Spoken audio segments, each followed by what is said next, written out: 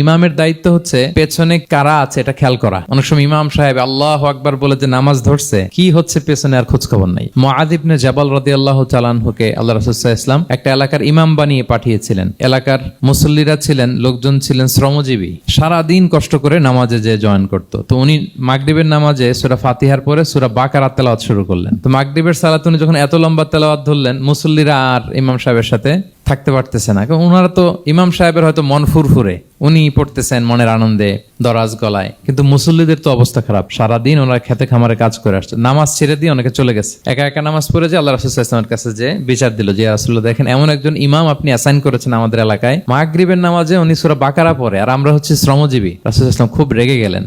মুআয ইবনে জাবালকে ডেকে বললেন, তুমি কি সমাজে ফিতনা ছড়াচ্ছ? তুমি জানো না এরা কারা? তোমার কি সূরা ওয়াদ-দুহা ওয়াল-লাইলি ইযা সাজা মুখস্থ নাই? তোমার কি ওয়াশ-শামসি ওয়া-দুহাহা এটা মুখস্থ নাই? তোমার কি সাব্বিহিসমা রাব্বিকাল আ'লা এই সূরাগুলো তোমার জানা নাই? উনি বললেন জানা আছে। তো এগুলো রেখে দিয়ে মাগরিবের নামাজে কেন সূরা বাকারা ধরলা?